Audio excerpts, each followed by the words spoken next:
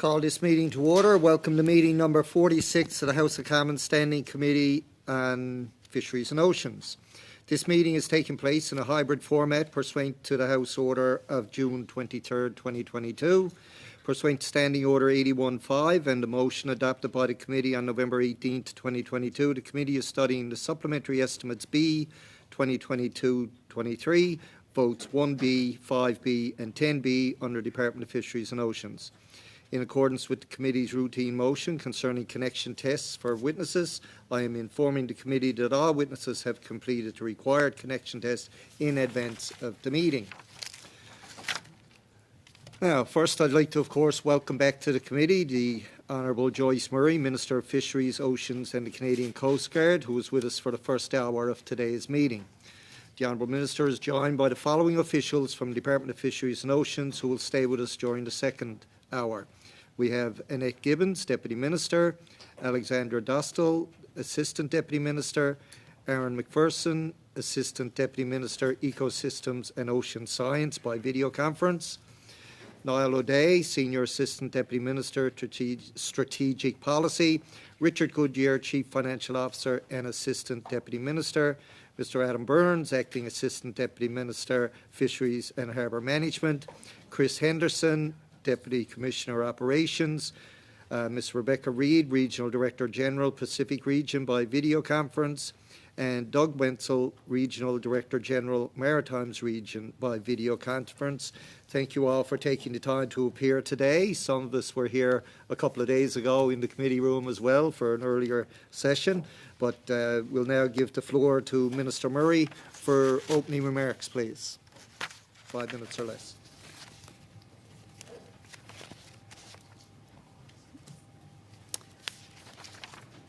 Good afternoon, Mr. Chair, and thank you very much. C'est un vrai plaisir de me joindre à vous.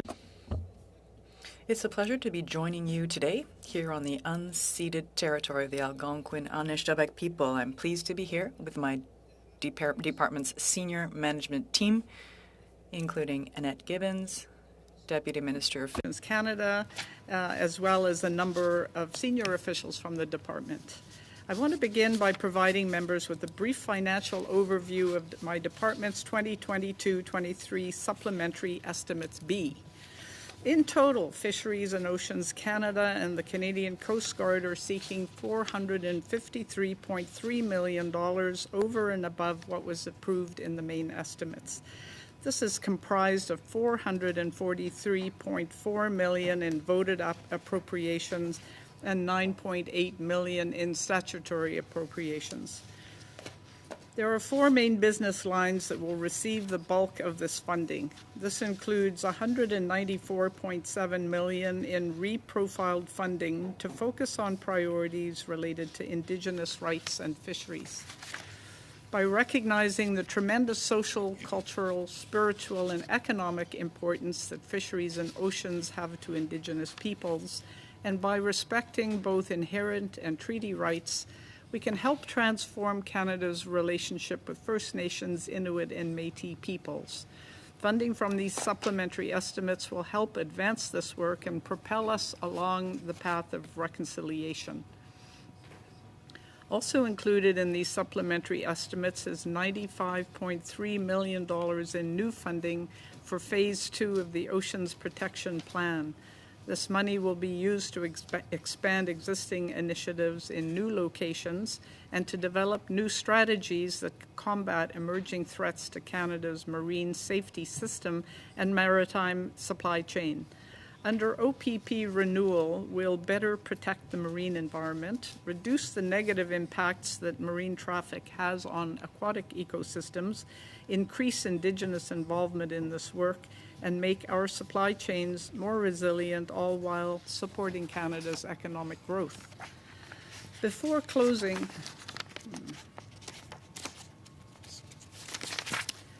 you will also note in your package of material $70.1 million in reprofiled funding for accommodation measures that will help address concerns raised by Indigenous groups potentially impacted by the Trans Mountain Expansion Project.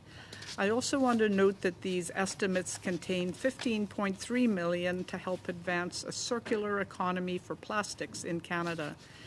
Each year, millions of tons of plastic enter the ocean, where it poses a serious threat to marine life, ecosystems, and human health. One way to address oceans plastics is through a closed-loop circular economy.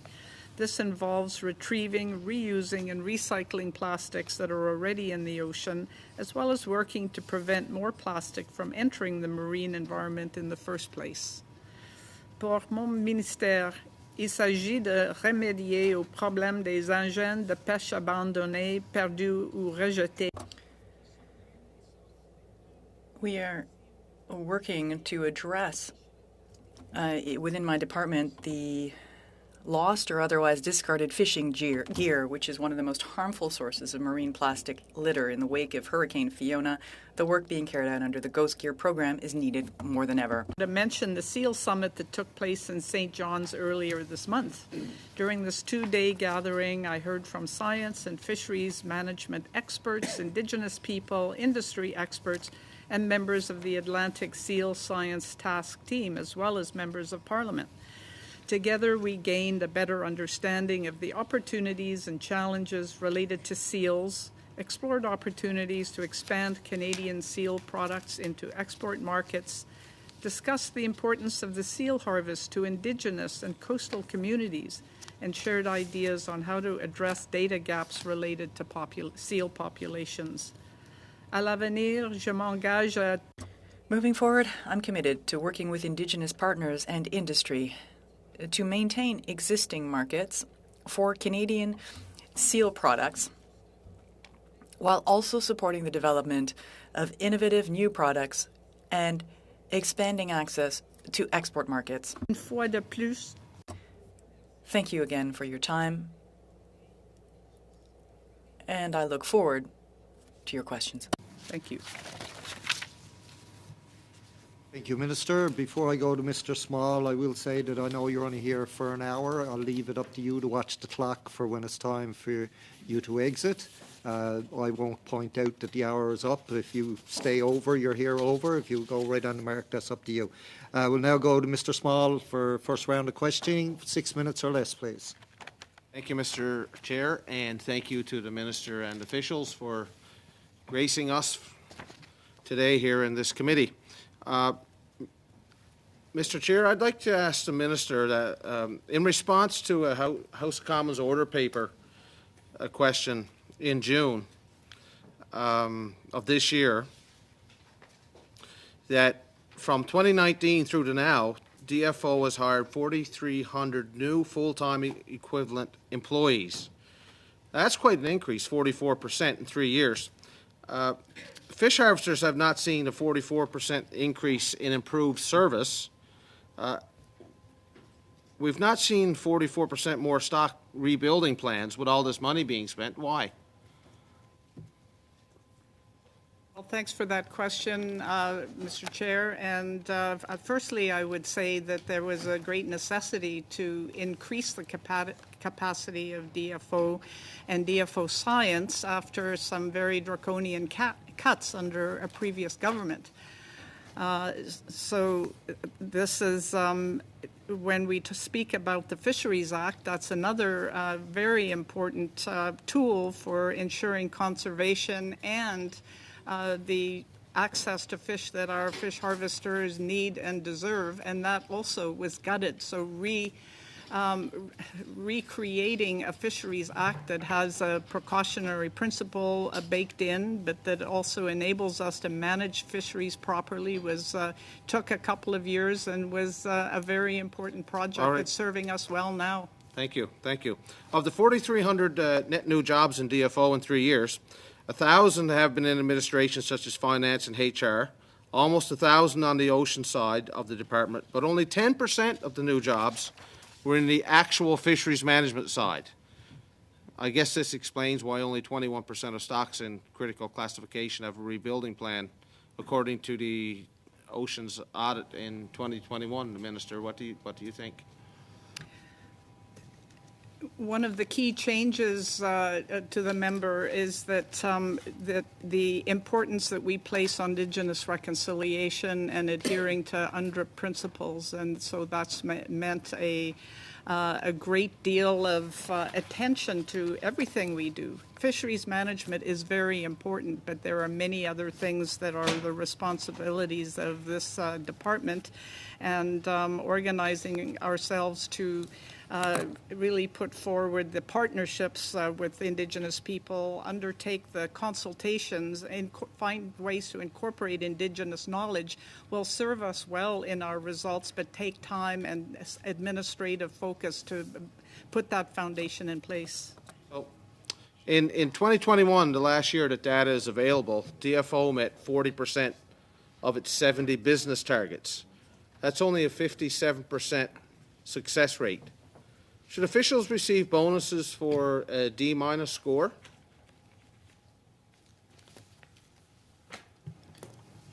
Well, thank you for that question. And clearly, any organization always strives to do better, and DFO is no exception. So I'm pleased that we have a framework for being accountable. We hold ourselves accountable, and we'll always aim to do better. If there's any additional response that any of the officials would like to make, I welcome that. No, that's okay. Thank you, Minister. We've got some time with the officials in the second half. Getting on to the Auditor General's report here that recently came out with regards to national shipbuilding and our Arctic sovereignty. 29 vessels were promised to be delivered through the Canadian Coast Guard. How many have been delivered to date of the new vessels? We have 3 icebreakers acquired already and 8 still to come. A number of the smaller vessels, some 16, have been made available. And I'll turn it over to Chris Henderson to add to that. Thank you, Minister. Yes, we have 3 of the new OFSV, fishery science vessels.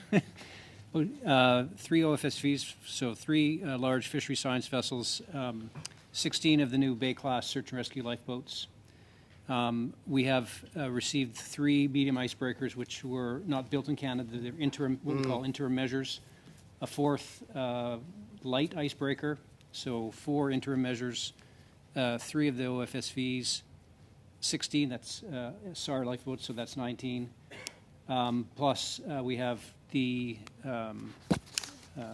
Arctic Offshore Patrol ships are going to begin construction shortly, and the offshore oceanographic science vessel is currently under construction in Vancouver.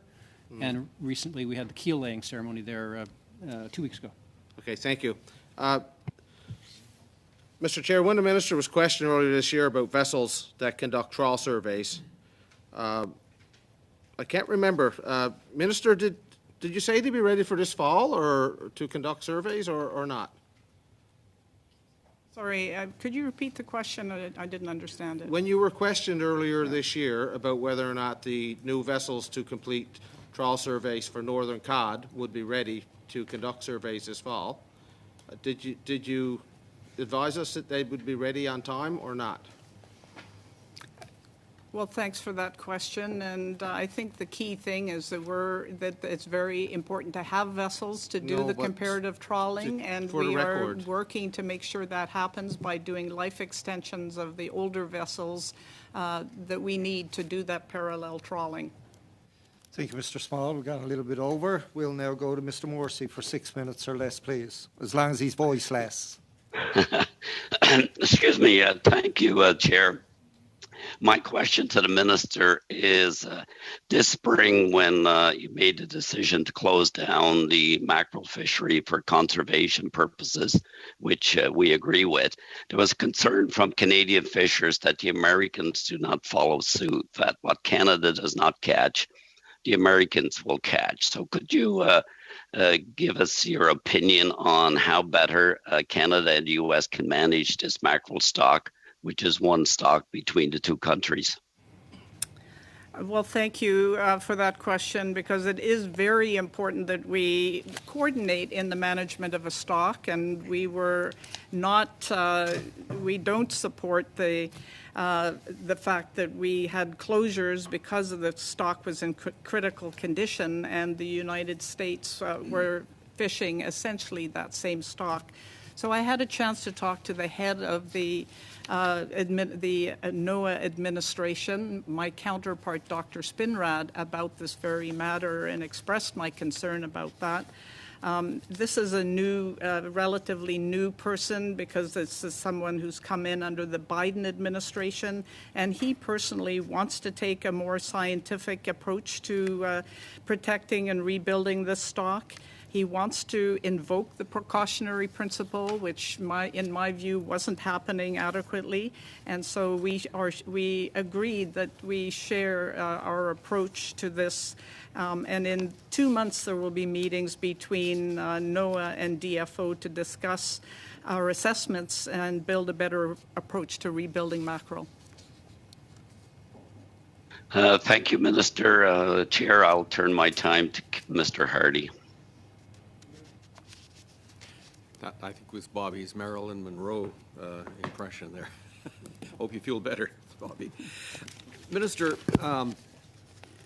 with the supplementary funding that is being asked for, what does that bring your ministry's total budget to? Over to Richard.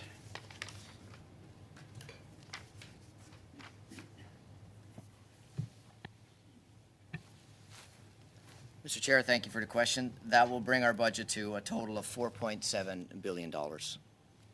Now, of that amount, looking at the whole amount and the plans for it, what percentage of that is going to be dedicated to building foundational capacity in the department versus actually out in the water, doing the oceanographic and stock assessments and all of the other, if you like, street-level things that the DFO is accountable for? I can try it. Mr. Chair, thank you for the question. The majority of the funding, as outlined in the requirements or in the supplementary estimates B, are related to new funding of $125 million in new funding for ocean protection. As the Minister mentioned, a circular economy for plastics. And then we have transfers, reprofiles from previous years for Indigenous reconciliation. The majority of the funding is dedicated to programs, Mr. Chair. What's the total complement, not including Coast Guard, but just for DFO? How many people work at DFO? And include consultants? Apologize. If we can have the question again, I didn't get the last part. The total number of people working for the Department of Fisheries and Oceans. Inclusive of the Coast Guard? Exclusive of the Coast Guard. Yeah, we're in the range of 14,370 in 2021. So it'd be a little bit different from that now, but that's the rough amount, including the Coast Guard. And what percentage of that total complement work here in Ottawa versus out toward the coasts? It's about 80% in the regions. 80% in regions. Now that would be across the country, the Arctic, also including the prairies in Ontario. Yeah. Thank you. Question for the Minister. We're waiting for the fourth pillar in the Pacific Salmon Strategic Initiative, and this is on an integrated management and collaboration MOU. Can you tell us where we are on that? Well, thanks. And as I know the committee knows, the Pacific Salmon Initiative is a foundational strategy, $647 million to advance the protection and rebuilding of wild salmon. One of the key challenges has been that this has been held in a number of different in a way, jurisdictions. So Indigenous communities have some parts of that, the province, and the federal government. And so we're working to create a tripartite approach. But already there has been a lot of real action on the ground where, for example, the BC SHRIF, which is a restoration program where we co-fund that with the provincial government, which has just recently announced an additional $43 million to put into the SHRIF funding. Thank you, Mr. Hardy. There's only 10 seconds left, so hardly time to get in a question, let alone an answer. We'll now go to Madam Debienne for 6 minutes or less, please. Thank you, Mr. Chair. Mr. Chair, I'd like to thank the witnesses for being here today. Minister, it's always a pleasure to see you. And thank you and welcome to those new faces around the table and those we know well. Thank you for being here. Mr. Chair, I'd like the Minister to share her plan to support fishers that were recently penalized by the close of the mackerel and herring fishery. We've heard here some troubling testimony from people who said that their lives have been turned upside down. Their families, their villages have also suffered these effects because this is a domino effect.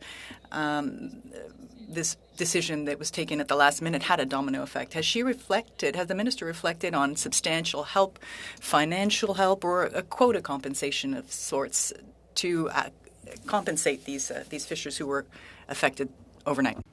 Merci pour cette question. L'objectif de Thank you for the question.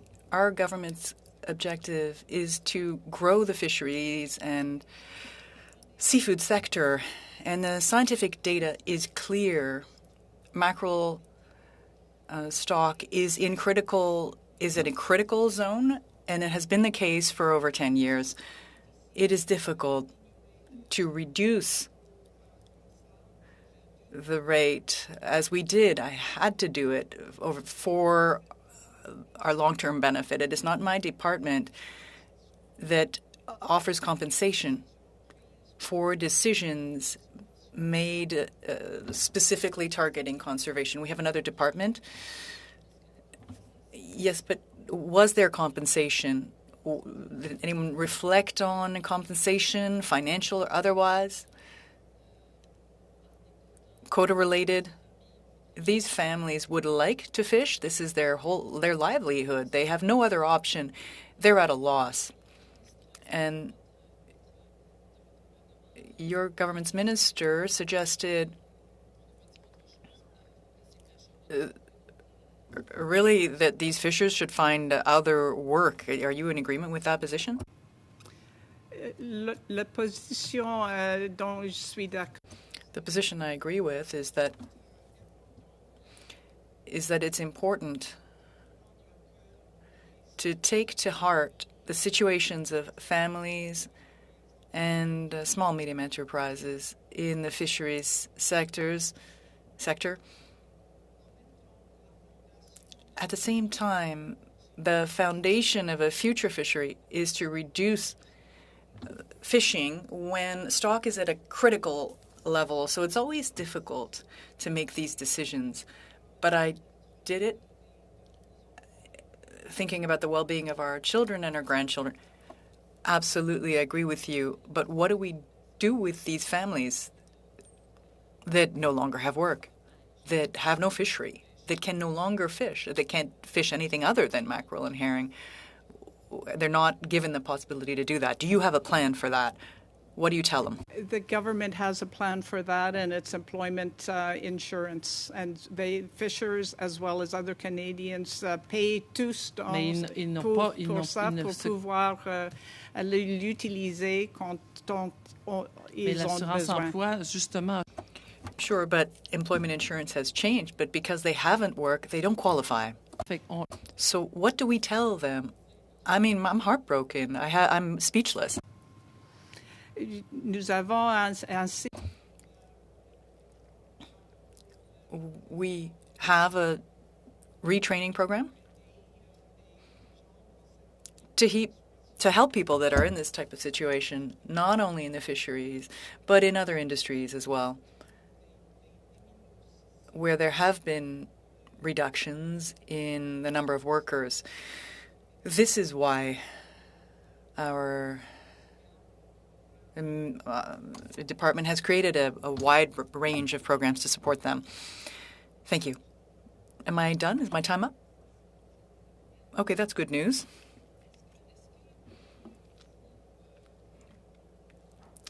Minister, to you, does it make sense that we accept all of these knock-on effects of these decisions, knowing that in the U.S. there are no restrictions? Are you planning a better co-management with the U.S.? That would be a small measure, a small way of compensating, psychologically compensating these fishers. Oui, je suis tout à fait. I fully agree with you. We need to coordinate our programs. We have to coordinate with the Americans, and that is why I recently held a meeting with the leader of that organization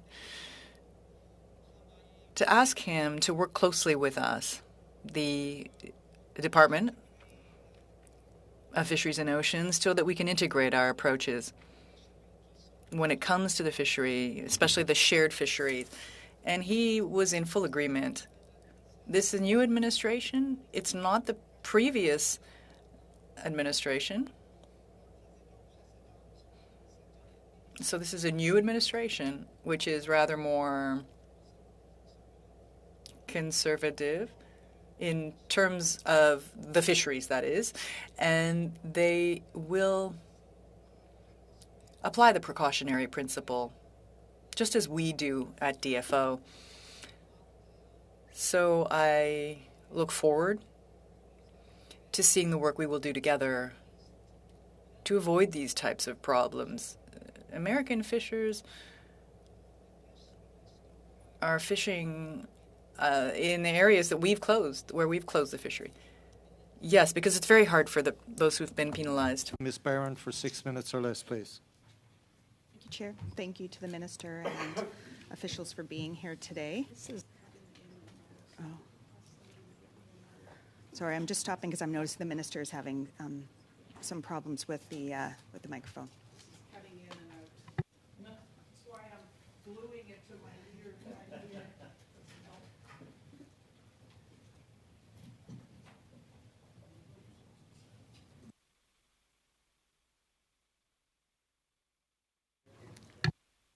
Thank you, Chair, and it's helpful to be able to hear the questions that are being posed, yes.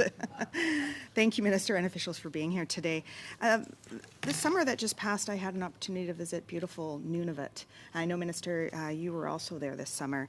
And I had the incredible opportunity to visit Pegnerton Fisheries and to take a tour of their facilities. While I was there, fishers and workers of the plant showed me the many ways in which this plant is core to the community, processing local seafood catches, including Arctic char shrimp and turbot. Despite having the capacity to catch, process, and provide food security in their own community and for export, their plant is in dire need of improvements, including renovations and expansions, to ensure this vital work can continue. And can you clarify, Minister, what you're doing to ensure key investments in communities in Nunavut, including that of Pegnerton Fisheries, are being made and delivered? Well, thanks for that question. And the Arctic region is a very important part of our thinking and our work at DFO. Indigenous reconciliation is inherent in our work, and especially in the Arctic region, and that's why Canada created a distinct Arctic region. And as the member mentioned, I was up there for a week to meet with fisher harvesters and others in the different communities. We're in the process of moving staff into the Arctic and really setting up so that we have more of a presence there. We're very much involved in consulting with the different Inuit communities to understand what their needs are. We have a strong program in the Canadian Coast Guard to bring Indigenous and Inuit people into the Coast Guard with auxiliary wharfs, and so we'll continue to work to understand and respond to the needs of Inuit people in the Arctic region. Can we expect Pegnerton Fisheries to be receiving any funding in the near future to help with their plant in specific? I can take that question back, and unless someone here has the answer, and we can provide you an update on the Pegnerton fish plant. I mean, we do have funding programs, an Arctic Fisheries funding program. The specific eligibility, obviously, we always have to assess that case by case, right? And Thank you so much. I look forward to finding out more information so I could pass that on to them. My next question is around the BC shellfish and seaweed growers who are aligned in their request for the critical need of dedicated staff and DFO resources, as well as improved timelines for license renewals or license receiving licenses new. These are important opportunities for a transition away from polluting open net fish farms through the lateral movement of workers and an important sector of the blue economy for decarbonization. I'm wondering when we can see BC shellfish and seaweed growers when can they expect the support that they need? Well, I appreciate that question, and the member and my thinking is very much aligned as to the importance of the shellfish industry. It's also a carbon mitigation program, as is growing seaweed and various sea plants. So this is something that we're working on. I'll turn it over to my staff for any further specifics, but I'm certainly committed to that on the West Coast and East Coast alike. Thank you, Minister. With all respect, perhaps I can loop back in the second half on that question, and I look forward for a response on that from you.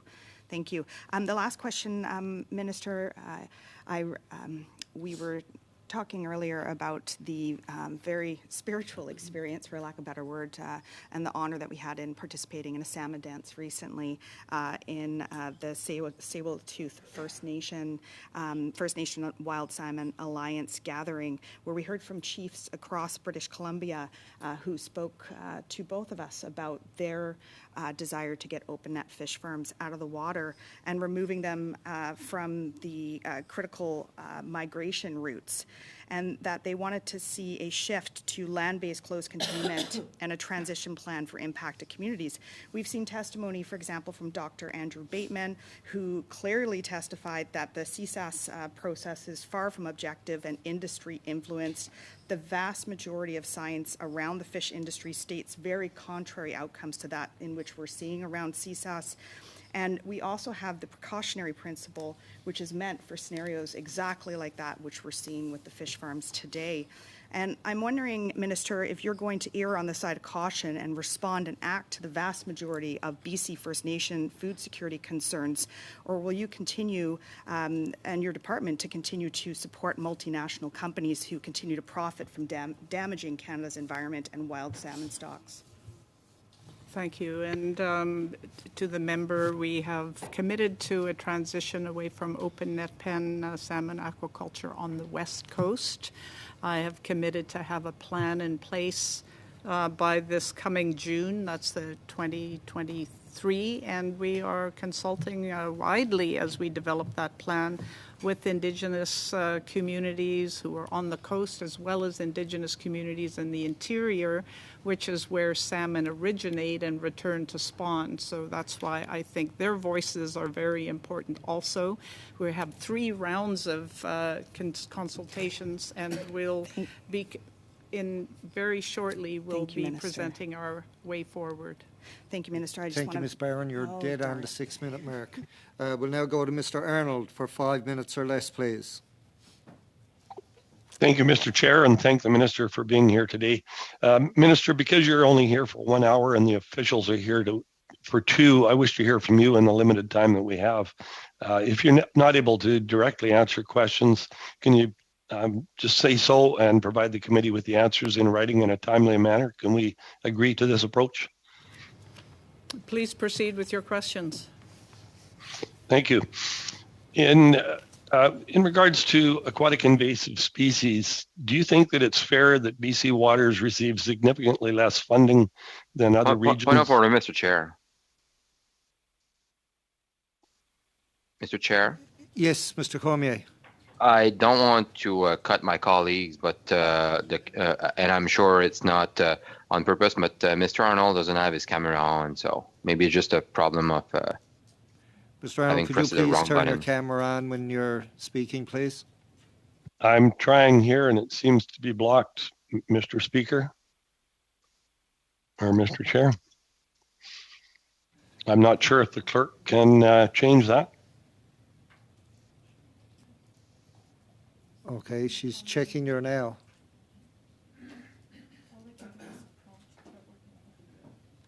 Yeah, it's still not working. So perhaps what we'll do, Mr. Arnold, is I'll just jump ahead to Mr. Callaway and come back to you and see if that can get corrected. And we'll Thank start you. off It at your was working earlier. 5-minute mark again. Or Mr. Perkins can jump in and do your spot and you take his. I would rather pass on to the Liberal member and come back with my questions. I'm not sure what happened. I don't blame you. I'm Camera not a real wasn't fan of Mr. Perkins either. So we'll go to Mr. Callaway for 5 minutes or less, and hopefully we'll get you connected and go back to you, Mr. Arnold. And Mr. Perkins, you'll get a Christmas card from me, Mr. Perkins, indeed. And thanks, Mr. Chair. I appreciate that. Minister, it's great to see you. Great to see officials here. Minister, the Supplementary B estimates contains funding for the circular economy and more specifically the Ghost Gear program. We've heard quite a fair bit actually over the past month about Canada's efforts to remove ghost gear from our waters, especially as it relates to the safety of the North Atlantic right whale. And we've also heard a bit of testimony about how strong our provisions are. But there was also a lot of concern, Minister, about the red listing of Canadian seafood by Seafood Watch. And I was wondering if you could speak to the work the government is doing to protect the North Atlantic right whale and this unfounded red listing. Well, thank you for that question, and I couldn't agree more. This listing is unfounded. Canada is leading in the extent and type of protections that we're putting in place, from dynamic closures to satellite tracking of whales so we know where they are, to ropeless gear that we're piloting and that is working very well. There have been no known deaths of North Atlantic right whales in Canadian waters in the last 2 years. So this is a huge priority for us, and we are doing the work. When I spoke with Dr. Spinrad, who's my counterpart in the United States, about our dismay around this red listing, which is costing our harvesters, who have some of the toughest jobs in the country out there on those waters. He was in agreement with that, and he shared with me that he will be discussing that with his department and with the Monterey Bay Aquarium to make sure they do understand all the things that have been put in place in Canada and that we continue to put in place. Thanks, Minister, and it's great to hear those conversations are happening with the Americans, and I couldn't agree more that the greatest of environmental stewards are fish harvesters, and so I appreciate that comment. The supplementary, I can't even say it, supplementary B estimates, there we go, also contain about $194 million of reprofile funding for advance reconciliation and Indigenous rights and fisheries issues. So I'm wondering if you could speak a little bit in the time we have about the important work we're doing with Indigenous communities and how it relates to moderate livelihood and the important role the funding like this plays in that.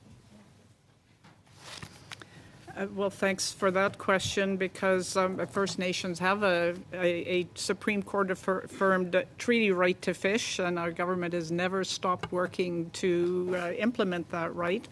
Our approach is based on respect for conservation, reconciliation, and transparent and predictable management, and we were able to sign a number of agreements last year with Indigenous communities on the East Coast, and also have been working with the Indigenous communities to ensure compliance and enforcement on the waters. And I do want to say that I really appreciate, in particular, your work to help make sure that the lines of communication were open between department and Indigenous communities, and to credit you for the peace on the waters that we experienced this last season. We can always continue to do more, and we'll do just that. Minute left. Wow, there's a rarity. Kate Bretner with more time and probably quite a few more questions. I'm wondering if you can share, as much as you can, any other interesting items that may emerge from your conversation with NOAA. I wonder if you could just dive in a little bit deeper in how it relates to the supplementary B estimates. Well, thanks. And so I already talked about the conversation around Atlantic mackerel, and that we coordinate our approach so that we don't have the reality or perception that the U.S. Harvesters are harvesting Canadian or shared stocks while we're tied up at harbors because of conservation concerns. The North Atlantic right whales and red seafood watch red listing was a high priority. I also spoke with him about some of the issues on the West Coast, and this would be the Alaskan salmon and steelhead trout interception by pollock fishery in Alaska, as well as the Pacific Salmon Commission and Fraser River Panel, which I know our BC members will be interested in hearing, that we are agreeing also to have a closer coordination, and Dr. Spinrad has agreed to speak with the commission, the commissioners of the Pacific Salmon Commission, on how we can avoid the disconnection between our precautionary approach and what we perceive to be the U.S.'s less precautionary approach in fishing salmon on the West Coast this year. Thank you. Thank you, Mr. Kellaway. We'll now go back to your best friend, not in the room, but we see him on video again. Mr. Arnold, for 5 minutes or less again. We'll do take two. Thank you, Mr. Chair. I think I'm here this time. Minister, thank you for agreeing to just answer directly and pass this on if to a written response, if not possible, to answer at this time. I'm happy to give you some numbers, Deputy. Expansion of the Aquatic Invasive Species Program is $37 million over 5 years, starting in 22-23. This is a hugely important initiative. We haven't got a breakdown here in terms of East and West, and we'll provide that to you in writing. But do you feel that it's fair that BC receives far less of its share of the total funding? Yes or no? I think there should be equal allocation amongst DFO regions, and there is just that today. Thank you for that. In regards to the Pacific Strategic Salmon Initiative, how many projects have been initiated under the Conservation and Stewardship pillar of PSSI since it was launched last year, and what is the total amount spent on those projects?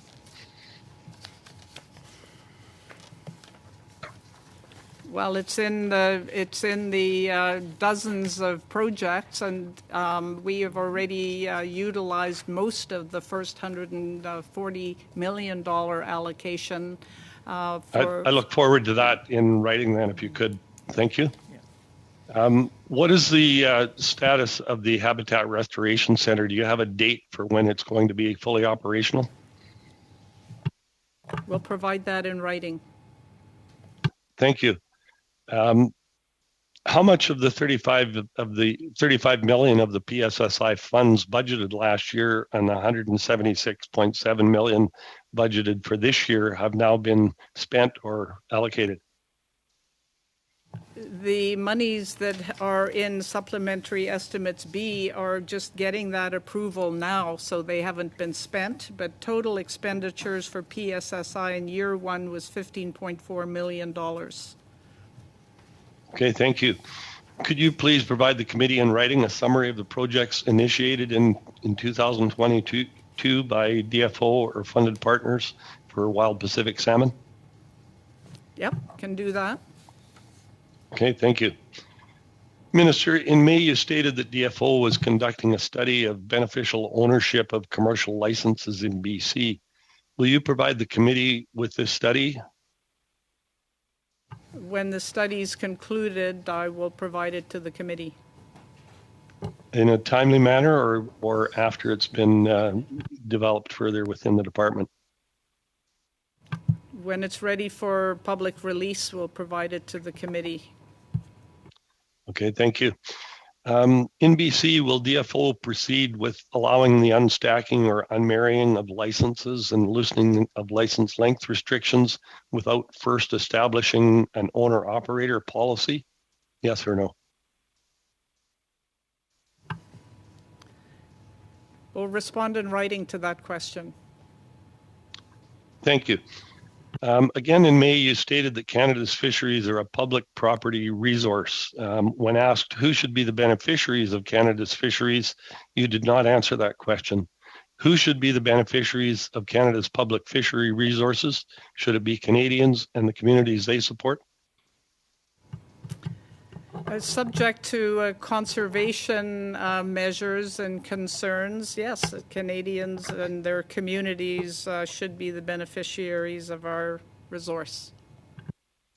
Okay, thank you. And what actions have you or your department taken to ensure that independent Canadian harvesters and coastal communities have fair benefits from Canada's fisheries?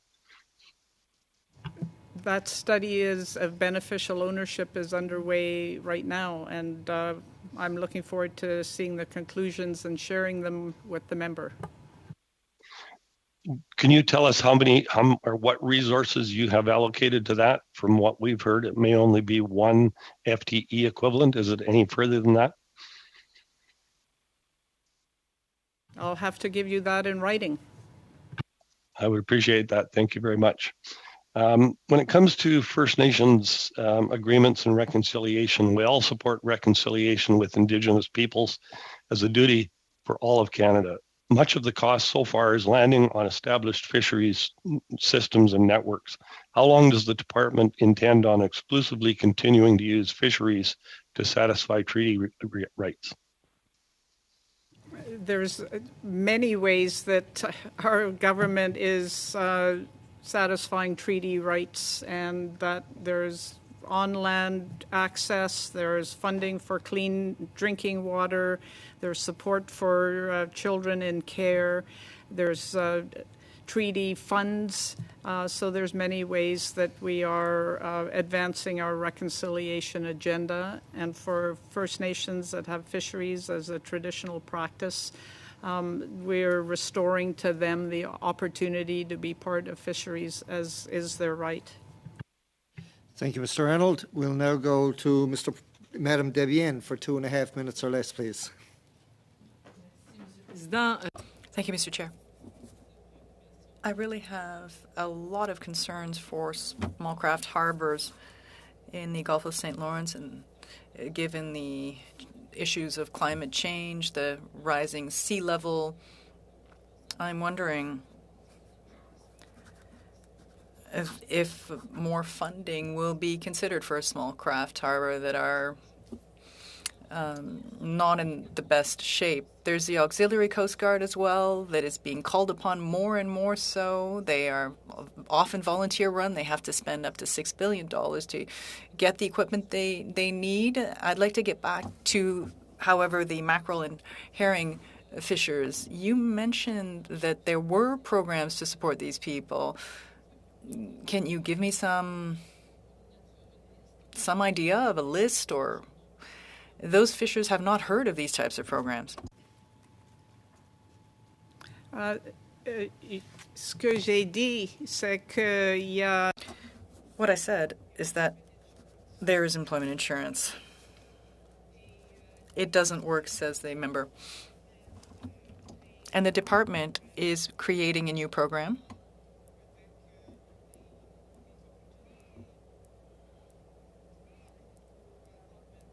with opportunities to increase training and education for those who no longer have work.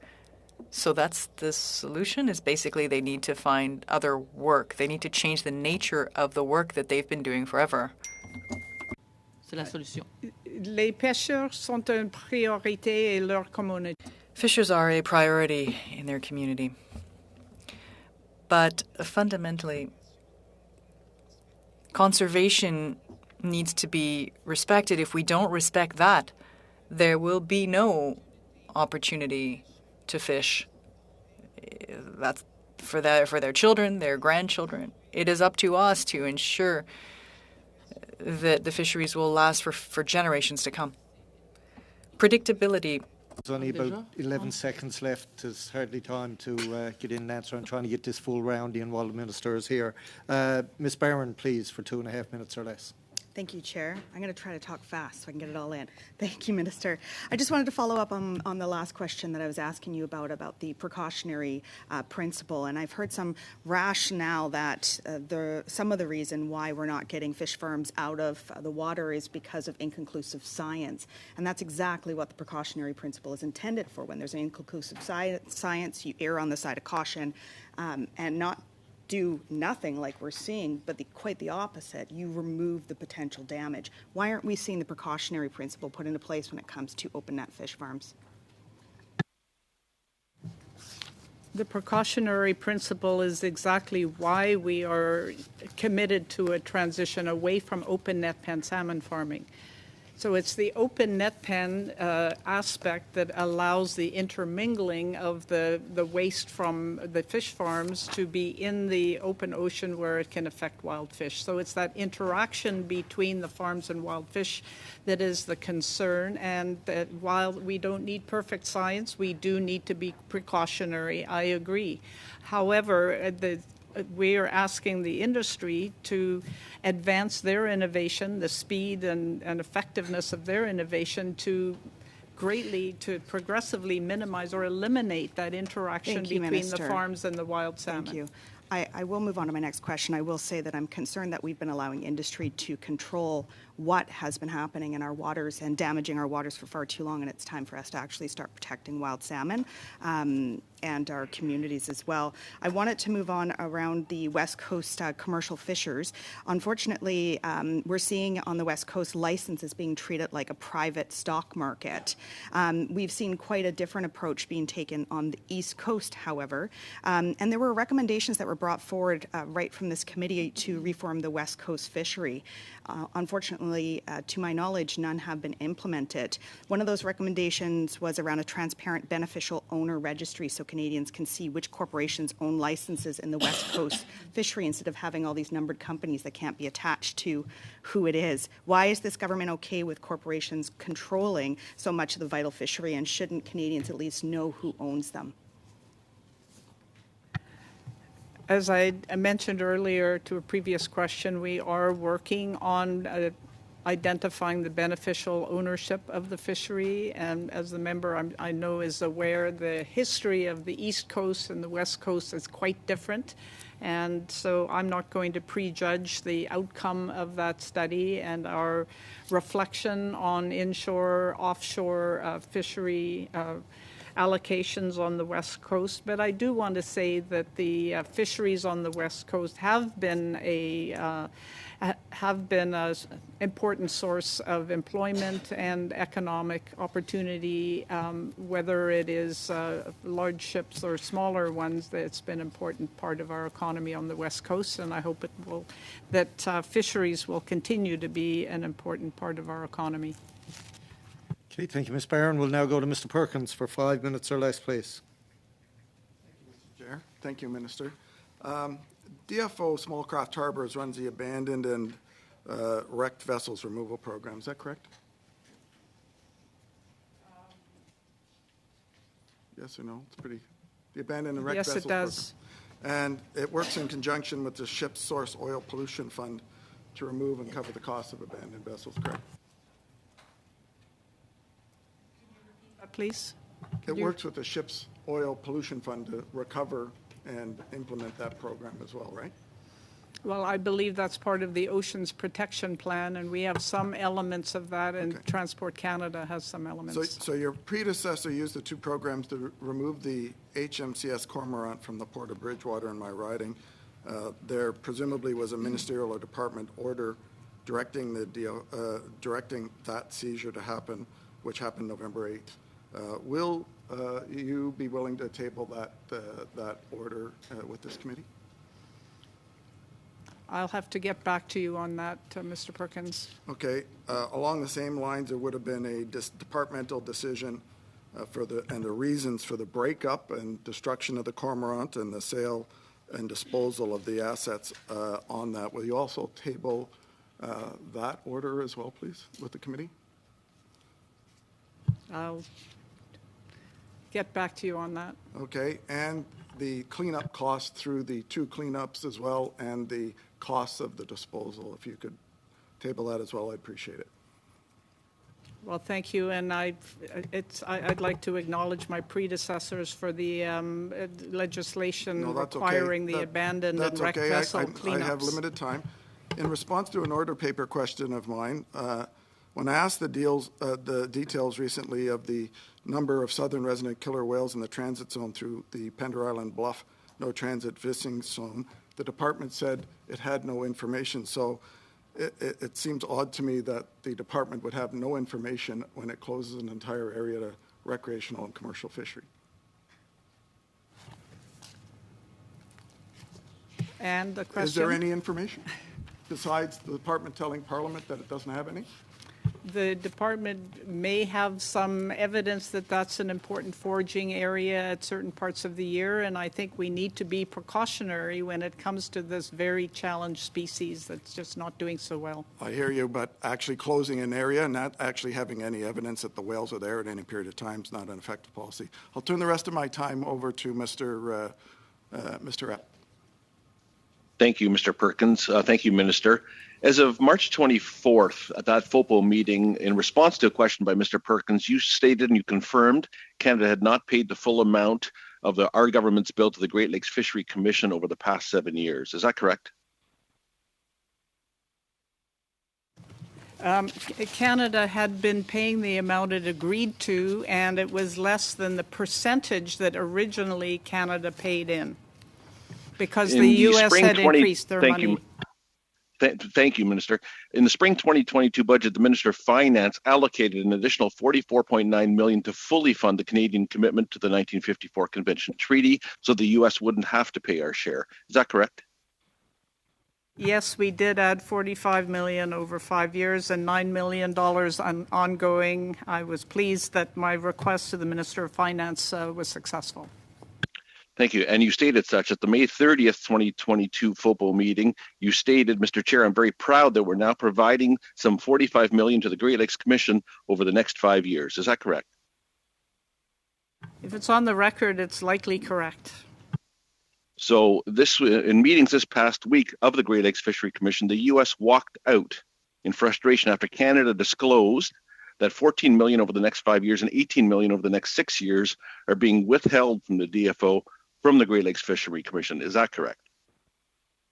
There's no change from the structure of how the funding flows since the beginning of the binational program in 1956. Minister, you're responsible for living up to our treaty obligations. You've stated so in the public that you are going to maintain our full public commitment to fully uphold the treaty. And now, once again, Canada is underfunded the Great Lakes Fisheries Commission. Is that correct? That's not correct. We are fully funding our portion of the Great Lakes Fisheries Commission work, and the funding to GLFC has flowed this year in the same way as it has since its inception, and it's in compliance with Article 8 of the Convention. Thank you, Mr. Minister. Epp. Your time is up.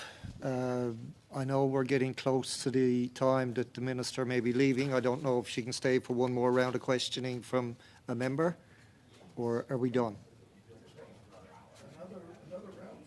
No, yeah, well, we've got one person. Sorry, I have other obligations. Okay, all right. We're not going to suspend, we'll continue on, but we'll allow the minister, and if anyone is leaving with her, to do so as quietly as possible. So at this time, on behalf of the committee, and again, Minister, thank you for taking the time to be here with us today. And thank you to the witnesses who are still with us. We will continue with our rounds of questioning from members.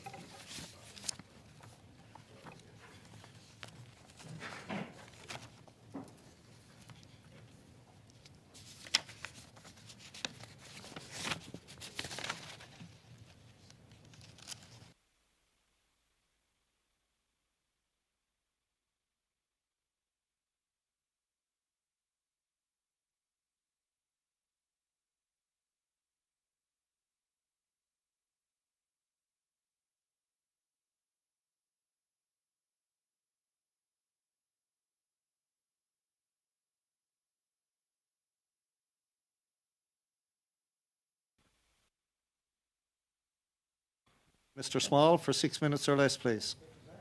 As quick as that, sir. Thank you, Mr. Chair. My question, Mr. Chair, I guess, is to the Deputy Minister.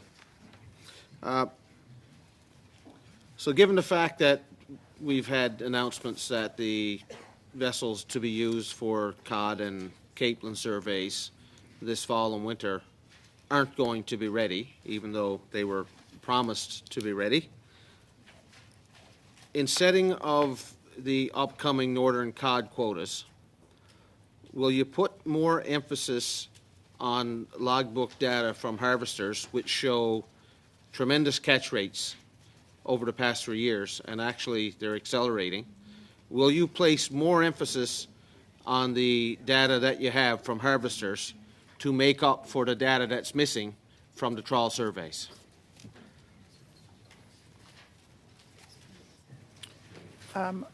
That's a very, very specific question that I do not have the answer to that. I know we're doing our best in prioritizing the different fisheries and this collection of data based on the realities that we're in with the vessels. But in terms of the other sources that we will use, I will turn to, is it you, Adam?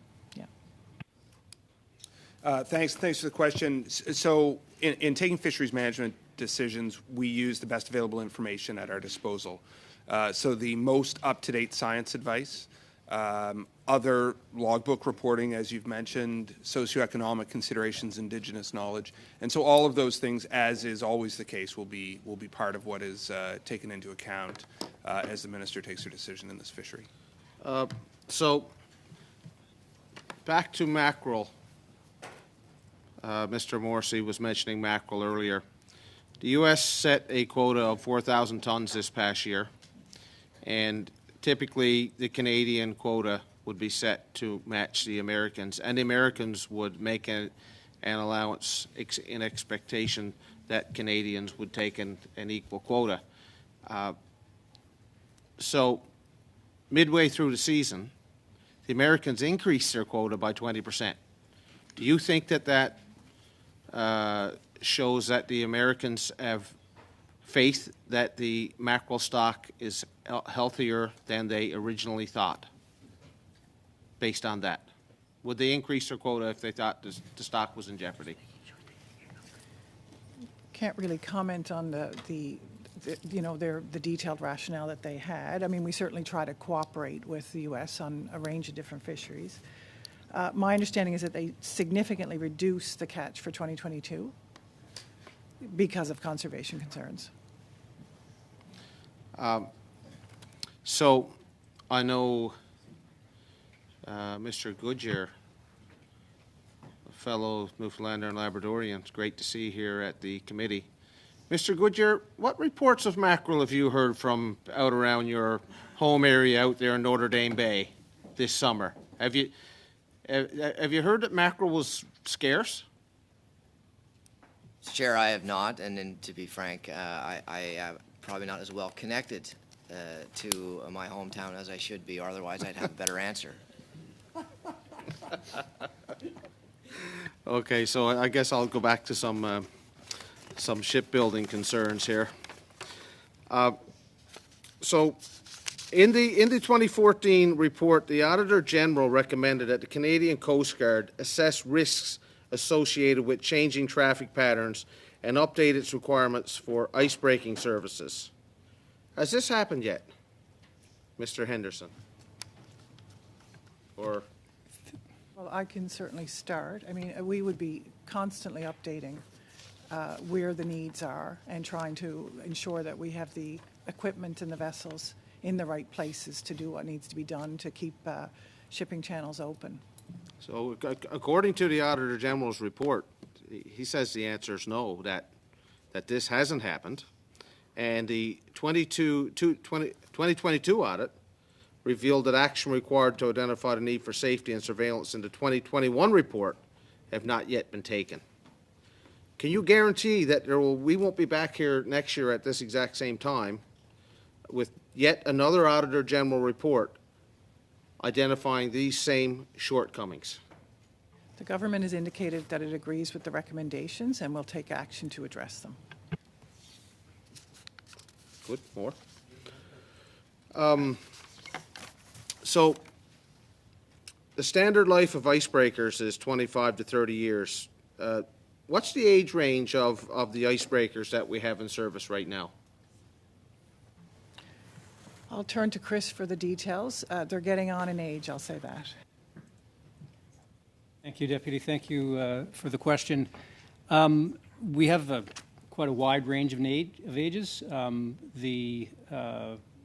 The newest are within sort of 10 years. Those are the interim icebreakers that we purchased that were Swedish. The pre-existing Canadian fleet dates back to from the 80s, so they're coming up 40 years of service. It's a variety of ages. Some of them as old as 53 years old? Thank you, Mr. Small. Your time is up. We'll now go to Mr. Cormier, who's online for 6 minutes or less, please. Merci, Monsieur le Président. Thank you, Mr. Chair. One question. When the cod fishery was closed in the 1990s, if I recall, where did the funding come from to compensate fishers when there was the moratorium? We discussed mackerel and herring fisheries that have just been stopped. So where did that money come from?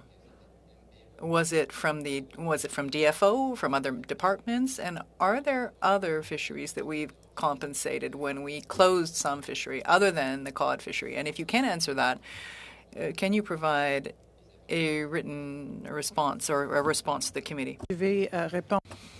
I'll answer, but I think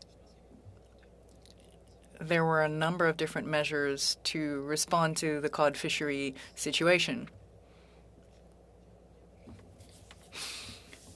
Undoubtedly, there will be new funding under the financial framework for this, but yes, we have already compensated in the past for other fisheries. This is not the current policy, but we can get back to you on that.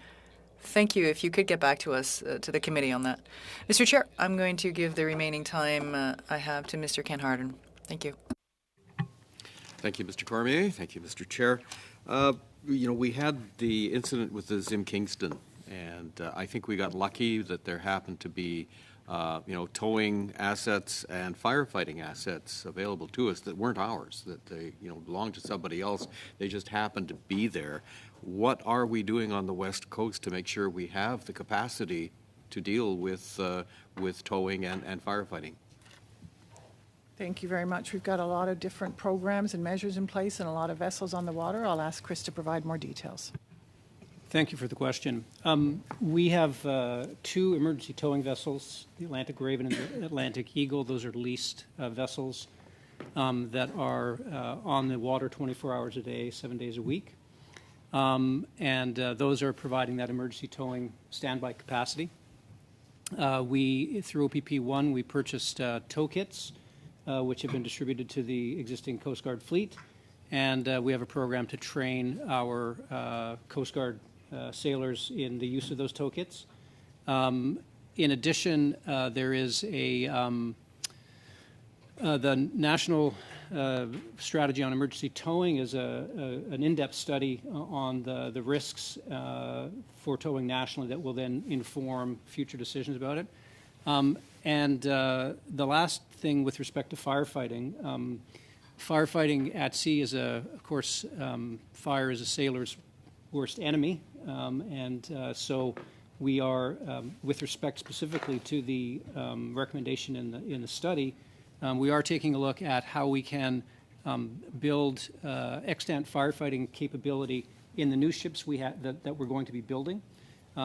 We will probably not be able to put it in all of them, but certainly in a good number of them.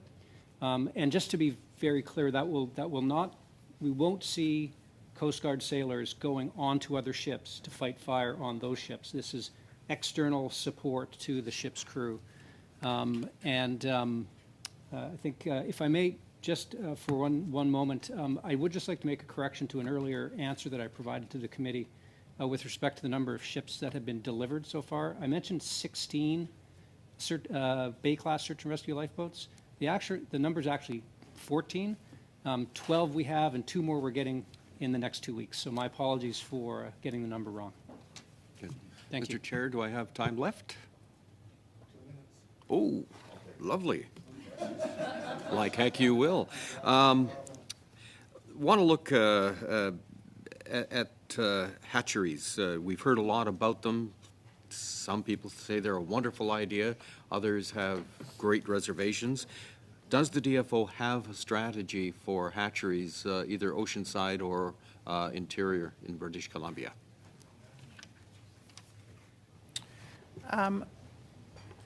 I will ask Rebecca Reed, our Regional Director General, to provide you more detail on this. I mean, I think there's, as you say, I understand as well in my time so far in the department that there are different views, and certainly as we have different strategies to deal with salmon stocks on the West Coast, particularly salmon stocks. The question of where hatcheries fits in, of course, is very relevant. So our PSSI, our Pacific Salmon Initiative. Yeah, no, I'm aware of that, Ms. Gibbons, so perhaps an answer in writing would be useful to us. Happy to do that. Because we'll be back to that subject, certainly in due course. What can we do, what can the DFO do to close the gap over decisions to close a fishery? Because we've heard it, particularly with the hatchery fish from Washington State, the Chinook, that our waters are teeming with them, and yet we don't allow a fishery. So there's this, we heard it in mackerel, we heard it in capelin, we've heard it, throughout every species. What are we doing to come to an appropriate landing on the decisions that are made to close a fishery? So I'll mention a couple of things. First of all, in those cross-border fisheries, we have, as you know, various commissions, various bodies that allow us to work through what the quotas should be, what the state of the stocks, and what the quotas should be.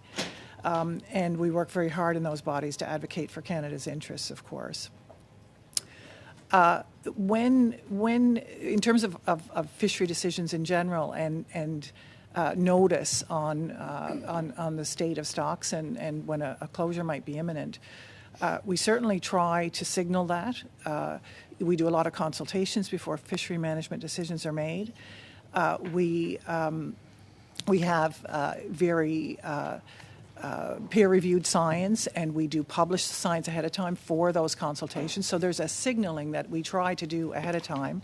Not try to do, I mean, we signal ahead of time where things are, which gives a sense of not in all cases, of course, it may, if there's a, it's a very gray zone and there's a decision to make on whether or not there is a fishery. It's not always a clear cut. But we are signaling ahead of time that the stocks are low through those consultations, through the publication of the science assessments. Thank you, Mr. Hardy. We'll now go to Madame Desbiens for 6 minutes or less, please.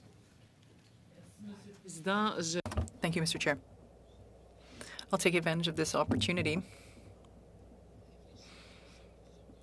to reflect here with you on a couple of points. I really appreciate your presence here.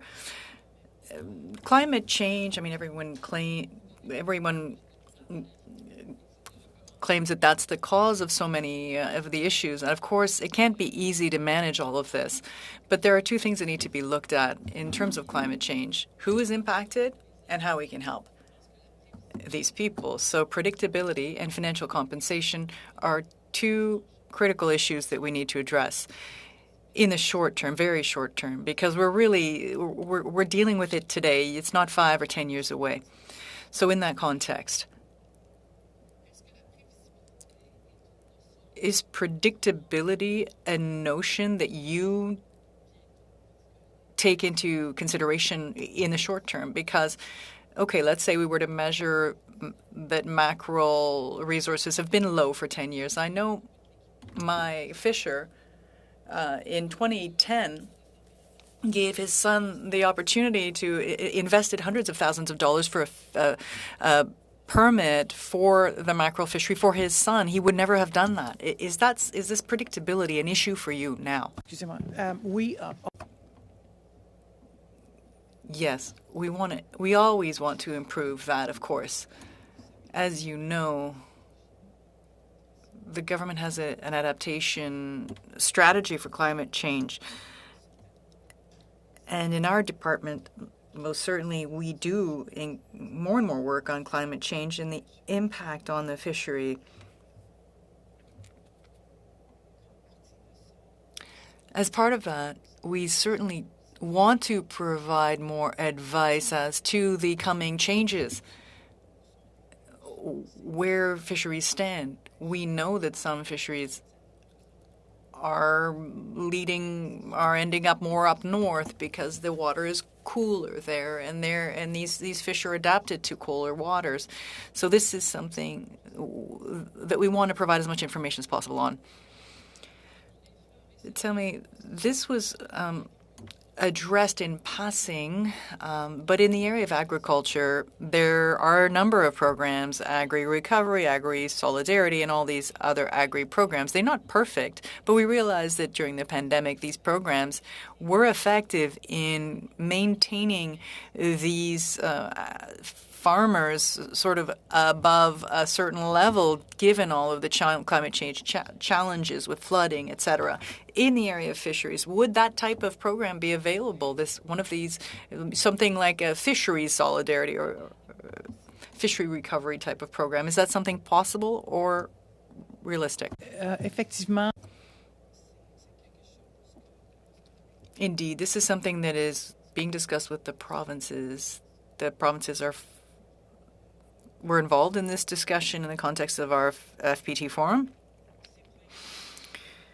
These programs are cost shared with the provinces and also with producers in some cases. This is something we need to work on a bit more. Thank you. That's reassuring. I hope the fishers are hearing us when we have this discussion. At this point, there are a number of issues before you, and I think the issue of the whales is a concern. The right whale, no one is doubting that. Should we work harder on having more of a dynamic process? So instead of having the fisher pay for this, we need to strike a balance between the product of fisheries, the protection of the fish at risk, the species at risk. Do you think we need to invest more in managing in a more dynamic way for the right whale? I think we're always seeking ways to manage to do more in terms of our management in some specific regions. As is the case with the supplementary estimates, funding for new projects to support the Ocean Protections Plan, part of that is indeed to continue to do the work in science and the research on the whales. And do you think the social economic aspect, having social science experts involved, would help strike that balance between research and protecting the human that is actually exercising this profession and the protection of the whale? Would this be helpful? It's always taken into consideration in management decisions. Clearly, and we consult with the communities, the fishery representative groups. This is always a very high priority on our list. Thank you, Mme. Desbiens. We'll now go to Ms. Barron for 6 minutes or less, please. Thank you, Chair, and thank you. Nice to see you again, Ms. Gibbons. My first question, we've seen over the years a continued increase of closures of the BC salmon fisheries, and I know that funding and support has been promised and supposedly allocated through the PSSI initiative, it's already in there. But I'm hearing from fishers that no one is seeing anything and that they're not getting any solid information around when it will start. And meanwhile, we're seeing families that are being impacted, crew, vessels, expenses. This impacts, every aspect of their lives. And I heard, for example, from James Lawson, the president of the United Fishermen and Allied Workers Union from the Heiltsuk Nation, that the lack of information about the program is itself causing anxiety. And I'm wondering if you could clarify when BC salmon fishers will finally receive the clarity of a plan and the funding in place to be able to move ahead with a clear plan around this. Thank you. I think we've had, a slower start on certain elements of the PSSI for sure, but happy to provide you with more details on the various elements and the rollout in the written response that we'll be providing the committee. Okay, thank you. Is there anything that I could pass on to the fishers and all those who are contacting me around this, aside from the information that you'll be sending? Any sort of, hope for the people that are waiting for more information? We certainly do understand and realize that it's difficult, and we're working as quickly as we can to be able to provide more specificity. Okay, thank you. The federal government has also committed to zero plastic waste by 2030, but currently we're not seeing a clear, viable plan on how to get there, and we're seeing plastic use continuing to increase. We all know we're hearing the impacts of increase of microplastics in our oceans and how it ends up in our seafood, in our bodies, and even our blood recently. I'm sure you've read that. And what is the department doing to address this crisis of plastics in our oceans and in our food chains? There are a number of things in DFO. Certainly, our science would touch on looking at the impacts of plastics on fish populations, on the marine environment more generally. We are very heavily involved in ghost scare detection and removal. The ghost scare program, and there's a fund there, is a really important piece of that. There's a sort of an increase to that fund for under Fiona to be able to deal with the particular impacts of ghost scare following the storm. So those are some of the particular pieces in our department. And of course, a lot of the work on this is with Environment and Climate Change Canada and our other departments around town as well. It's a huge issue. It's going to take all the departments for sure. I hope that we can put a plan in place to get some action moving in a quicker state so that we'll actually meet the targets, but also hopefully surpass or even, meet the targets sooner than 2030. I think our environment needs it. I'm I have some time, and I have other questions I want to get to, but I just really want to reiterate, Ms. Gibbons, excuse me, you were with me at the recent event in the Tsleil-Waututh Nation, along with Minister Murray, and I'm just feeling very heavy-hearted being here today and hearing the same responses over and over, that there is no action being taken to get fish farms out of the water, to have a clear plan in place for communities, despite hearing from the majority of First Nations very, very clearly over and over. For hours we sat there listening to First Nations communities talking about the impacts of fish farms on their communities, on them, on the wild salmon, talking about salmon that are being caught and showing up on their shores through rivers and through the oceans, who are glowing, covered in sores, full of sea lice like never seen before.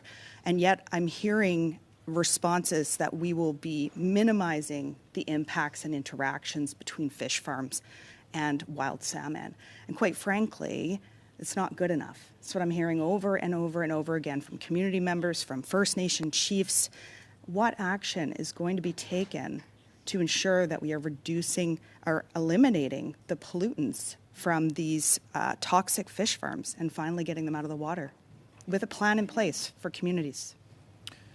So, I will refer back to the minister's remarks about, having a plan that she will be discussing in the spring. As we undertake big changes that have economic and social impacts for communities, we always try to consult. That is the stage of the process that we are in now. We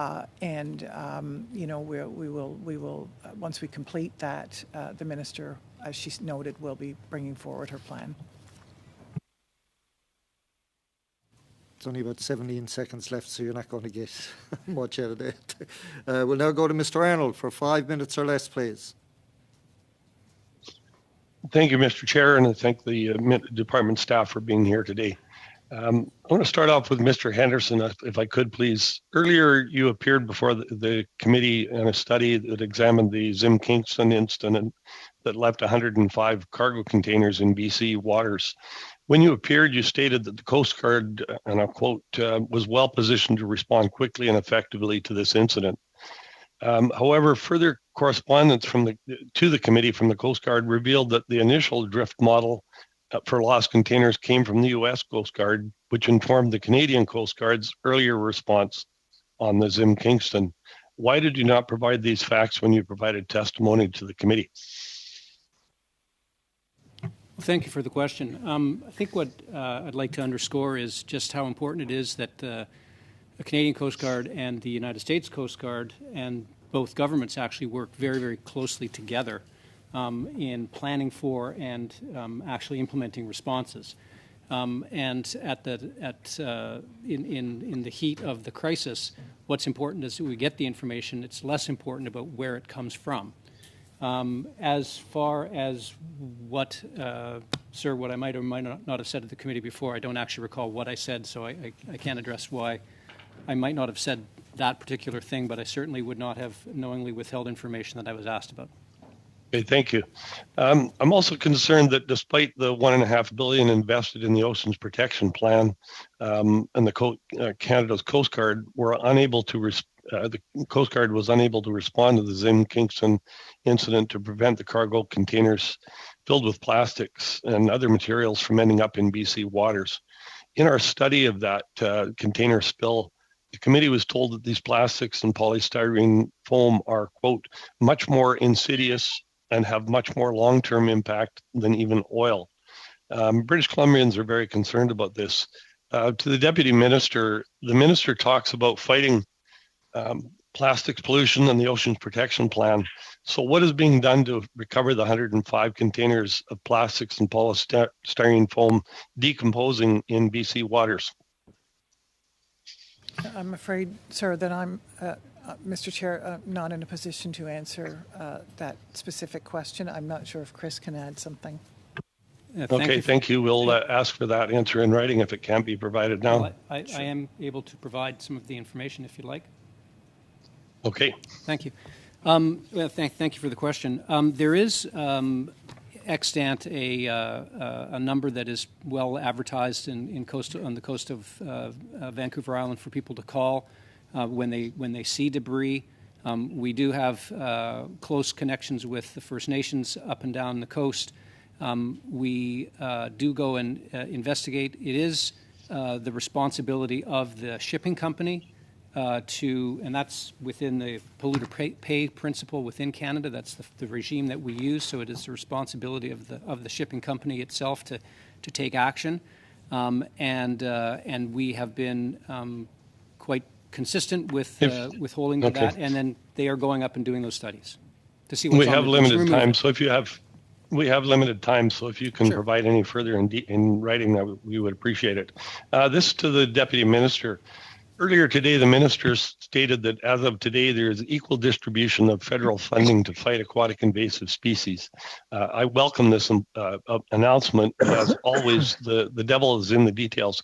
Can you elaborate on how the equal distribution of AIS funds will be achieved? And if you're not able to do that in a short answer today, please provide it in writing. The short answer is that we take the budget that we have and we allocate it evenly across our regions. That's what we do. Okay, that has not been the case in the past. Why has the government waited to now to establish this fairness? I'll ask Alex Dostal to. Yeah. Thank you, Mr. Chair, for the question from the member.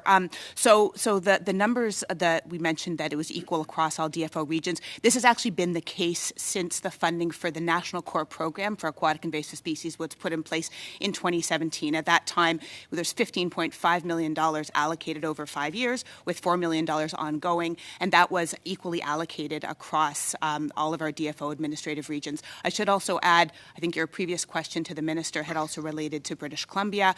We do also work closely with provincial counterparts, for example, on matters related to aquatic invasive species. So what you'll see is funding that we've used from some of our other programming, like our BC Salmon Restoration and Innovation Initiative, for example. That funding, there's been funding from that program, for example, to fight European green crab in collaboration with partners.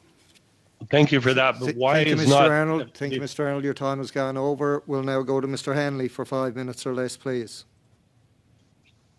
Thank you. Thank you to all the officials for attending today, and it's always great to hear directly from you. Now, with a study in the near future that's going to be devoted in our committee to the critical state of Yukon salmon, that's one of the lenses I'm going to be using for my questions. And back to the PSSI, I see 1.9 million supplementary set aside for the PSSI, and I'm keen to hear more details available for the rationale for that and where that's going to be allocated. And at the same time, maybe to revisit the PSSI in terms of applicability to the Yukon, and can you review how the spending from PSSI will be allocated or has been allocated to Yukon salmon projects? So Ms. Gibbons, or you're free to triage the answer. Thanks. Yes, thank you. It's a little bit more deeper than I've had the opportunity to go in my month on the job so far. So I'll ask Rebecca Reed if she can provide a little bit more detail. Yes, thank you. So we have met with the Yukon First Nations and the Yukon government to talk about shared priorities and where we can work together through the Pacific Salmon Strategy Initiative. And so we are looking at specific opportunities to work with them to lever that funding for activities up in that area. And I think we can provide you with additional details on that as it's available. Thank you. I would certainly appreciate any written details and information as they come. And I'm also interested in the overall allocation or how that's figured out. Yukon versus BC. Is it proportionate to population? Are there regional considerations? Could you explain a little bit about that? So the Pacific Salmon Strategy Initiative, there's 4 pillars that are divided into different categories of activities, conservation, Yes. enhancement, those types of things. And so we do look at sort of priority projects. The specifics between BC and Yukon, there's no formal sort of breakdown in between, and it would be project specific. And I'd say that, of course, we're further advanced on the BC side, but we are working with the Yukon to identify priorities for them as well. Excellent. And moving over to the funding for the 194 million and change for the reconciliation allocation in this supplementary budget, grants and contributions to advance reconciliation on Indigenous rights and fisheries. So, and particularly for our Indigenous communities in the Yukon, of course, it's back to the health of the salmon fishery as a key component of reconciliation. And so I wanted to check in with any specific Yukon considerations around this, aside from the PSSI conversations around the reconciliation funding, the restoration of the fishery-related traditional and cultural practices, because we know how important the salmon fishery is, not just for food security, but for learning on the land, learning from elders, and the whole traditions and cultures around that. So what I would say on that is that we do work with the Yukon government and the Indigenous people in a couple of different ways. And so there is funding provided under regular programming. So Aboriginal Fisheries Strategy, there's funding there. And so there's also funding provided under the Pacific Salmon Treaty allocation. And so there's a couple of different ways where funding is provided in addition to the funds that are flowed through the Yukon umbrella agreement implementation pieces. So those would be the pieces I would highlight for you. I would just add that this is funding across a number of different programs and initiatives that is being reprofiled. And so the specific, it's not as though there's a very clear Yukon piece or a piece for any particular area. Thank you. Well, and maybe this is a chance just to highlight the upcoming study, which I hope will take place in the spring with some travel to the Yukon, and I'm looking forward to hearing much more in detail from Yukon-based witnesses and also the department about the critical state of Yukon's Chinook salmon, with a view to accelerating our pathway towards solutions. So I think I'm probably out of time. I'll stop there. Right on the mark. Thank you, Mr. Hanley. We'll now go to Madame Debienne for 2.5 minutes or less, please. Monsieur le Président. Thank you, Mr. Chair. Thank you very much. I find it interesting because each and every one of us are the spokespeople, in a way, for all these individuals who have a really limited opportunity to communicate with you, so it's really much appreciated. Is it possible, conceivable, I know it's a huge department, but would it be possible and conceivable to develop more systems that take into consideration the distinctions, the types of fisheries, the zones, the resources that travel? If you look at the right whale, there's a right whale that goes by, then it's closed. The fishery's closed. Whereas we know some fisheries can allow for areas where the whale will never go because it's the water's levels, the water's not deep enough. You know the issue of Kaplan. You know how it works. This small capelin fisheries it has nothing to do with major fisheries north of Newfoundland, and yet these things should be taken into consideration in the organization of decisions. So decisions can be targeted in situations, circumstances, fishing areas where things have to be considered in a way that they wouldn't have to be considered elsewhere. It would save people's livelihoods. I'm wondering if that's even possible to do. Well, answer, that's what we're trying to do. We have zones. We have scientific global analyses for a given fishery, for species, and for various zones where we allocate the fishery. I'm speaking in a general sense, and we try to take into consideration in the way in which we conduct the science and analysis, take into consideration other factors. Of course, the characteristics of each species. And movement, of course. That's our objective. Look, I only have 15 seconds left, but... Over. You 2:38, Chair. Go. You're going 10 seconds over. Oh, you have to set your clock right the next time. We'll now go to Ms. Barron for 2.5 minutes, please. Thank you. Thank you, Chair. I appreciate that there's been a few questions that have been brought forward around the really important recommendations that we brought forward as a committee around the marine cargo spill recommendations that came forward.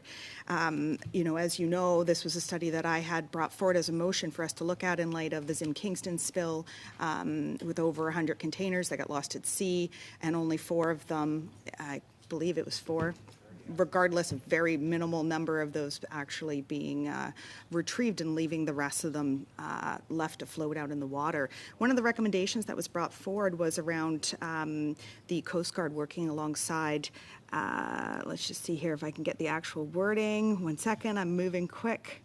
Oh, darn, I can't find it. But the point was around the Coast Guard working alongside others to look at the integration of tracking devices on containers so that we can more adequately locate containers in light of a spill. I recognize that this is a reactionary piece to a bigger problem that needs a lot of the preventative mechanisms put into place. However, I'm wondering what has been done, any consultation or work been done to develop and implement a tracking device system on containers as they are being shipped. I will ask Chris to comment on that.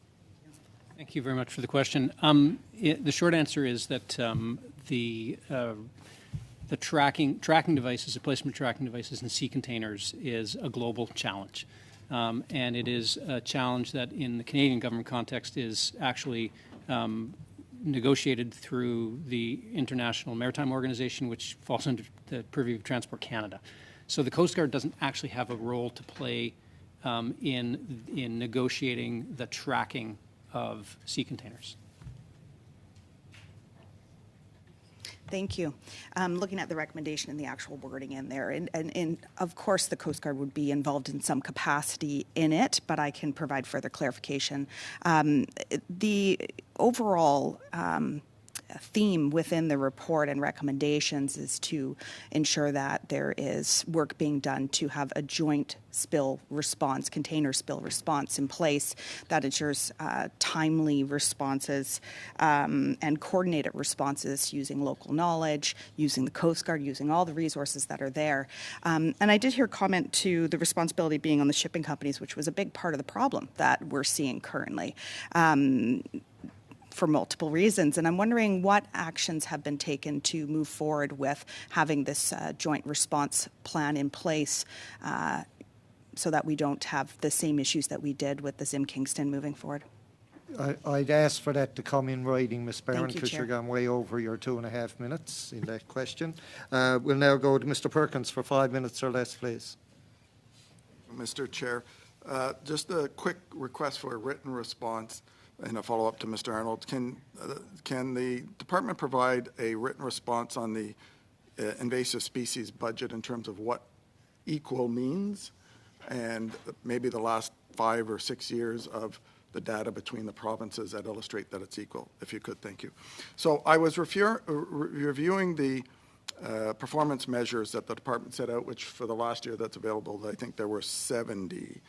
And I was surprised to learn that one of the measures of success, which the department claimed success on, was the increasing levels of aquaculture production, and that an increase in that was actually seen as a positive, and that you exceeded the thing. Obviously, the department doesn't have a lot to do with what actually gets produced in the net, but I was surprised to see that in there, as opposed to, say, IFMPs with a rebuilding plan, which is not a target that DFO has. Could you explain that? Our indicators will be based on, when we take new initiatives to cabinet, for example, various new programs or, increases to programs, we will develop indicators or update our departmental indicators to reflect that. And so that would reflect government policy. So it is government policy then to increase the production in aquaculture, but not government policy to have a rebuilding plan for stocks that are in distress? Well, we are, of course, under the Act, we are mandated to protect stocks. And so we do that as part of many parts of the department's work are built around doing that. Well, I can't speak to the specific indicator related to that, but we have to. Well, I'd ask the department to take another look at why those things which are most crucial, which is rebuilding plans, rebuilding the stocks, issues around actually knowing what the natural and fishing mortality of stocks are not targets for the department, but things like increasing aquaculture are. I'd like to go on to enforcement. We have a situation in my riding where a couple of people in the lobster brokerage industry were charged by DFO and convicted of selling undersized lobster. A very small fine was issued by the court. They sold about $1 million of lobster and got about a $50,000 fine. The next day after the charge, they started to sell illegal lobster again. DFO came in and again charged them. They've been charged again recently. And part of the problem for the province is that the charges are to the individuals and not to the companies. Will DFO start looking at charging the companies where this is happening? We work within the laws that we're mandated under. I can't speak to that specific question. I can ask Doug Wensno from our regional office to Maybe speak you could to. provide a written response Sure, to that, yeah. so that I can turn the rest of my time over to Mr. Epp. Sure. Thank you, Mr. Chair. I'd like to direct my questions to ADM and CFO Goodyear. When the spring 2022 budget was released and passed, the Great Lakes Fishery Commission stated in a news release, and I quote, "With today's Canadian budget, the two nations are now funding the Commission at an agreed-to level with the goal of protecting and improving the $7 billion Great Lakes fishery." And yet, end quote, sorry, and yet the U.S. officials walked out of the meeting. So my question is, has the Great Lakes Fishery Commission set their budget for 2023? Thank you for the question. So the budget for GLFC, yes, has been based on the negotiation between two nations, set, of course, with the inclusion of the Commission. And from my perspective, from what I'm aware of, yes, the budget's been set. Okay, I don't believe that is to be the case. Do you know why? Why is the U.S. State Department now involved? I can't answer that question at this point. Okay, the minister stated in her testimony that that the money from the DFO has flowed, as it always has, to the Great Lakes Fisheries Commission. The DFO is in a conflict of interest position with respect to the department's duties in its machinery of government function for the GLFC, as well as its role as the selected contractor for the sea lamprey control by that same commission. Will the DFO support the transfer of the machinery of government function back to global affairs so as to eliminate this conflict? I will repeat what the minister said, that we are in full compliance with our obligations under the treaty in terms of funding for the Commission. Then why did the U.S. officials walk out? So, look, my understanding of this issue is that this is a very simplified understanding of it, but that there is funding that DFO receives for actions related to the Great Lakes, as the Sea Lamprey Program, that we have been doing for years. This is ongoing funding to the department. There may be different views by some individuals that funding should go to the Commission, and that is part of the dispute here. The dispute is that the U.S. Thank you, Mr. Epp. You're gone over time. We need a few minutes to do some voting in very shortly, so we're going to call it kind of quits there for the panel. I want to say a big thank you to the departmental officials for being here yet again today.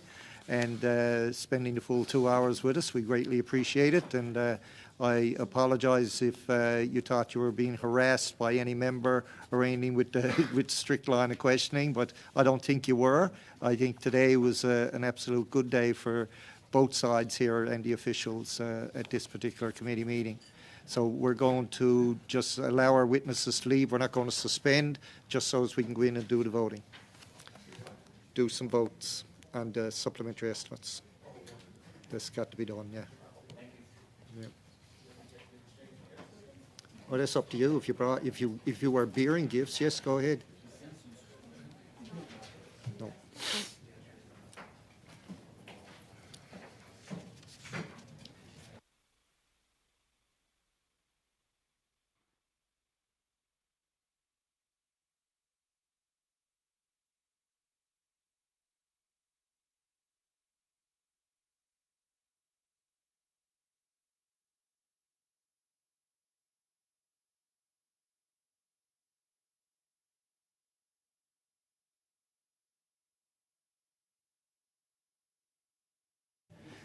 Okay, Mr. Perkins, we're getting started. And Ms. Barron, if you want to take your seat, please. And Mr. Small, if you're staying with us. Anyway, come on. Order. Come on, come on, come on, come on. Okay, we have some votes to do. It's actually, it could be up to 3 votes. I don't know. We'll see how it goes. There is very little time left, but we'll try and get through it as quickly as we can. In all, 3 votes were referred to the committee in the supplementary estimates B. Unless any objection, I will seek the unanimous consent of the committee to group the votes together for a decision. Is it okay? Everybody see it okay to group them all together? All right. We'll do that, seeing no objection. Shall all votes referred to the committee in the supplementary estimates carry or carried on division? No. On division? Okay. Shall I report the votes back to the House? Yes. Okay. That closes it up. Next Tuesday, we will start with drafting instructions for the letter on the impacts of climate crisis, and then we will begin consideration of V1 report on science at the Department of Fisheries and Oceans. Before I adjourn, I will just bring up one issue. When members want to talk to each other, like probably turn around or do something, because I'm listening to what the witnesses are saying, what the clerk is saying, what an analyst might say to me, and when people are speaking close to me, it interferes with the concentration of trying to pay attention to what's actually going on. So I'd ask people, especially some men's voices are much louder than the ladies. I will say I don't hear Madam Debienne and Ms. Barron interrupting like that, but there are some people who talk. I know when Mr. Zimmer was here, I had to tell him, you have a very loud voice, even though you're down at the end of the row, kind of, but it distracts everybody up here on this end, so I'd ask people to keep that in mind. So on that note, everybody enjoy your weekend. We'll see you back here on Tuesday. Meeting adjourned. No, actually, it's the East Coast voices.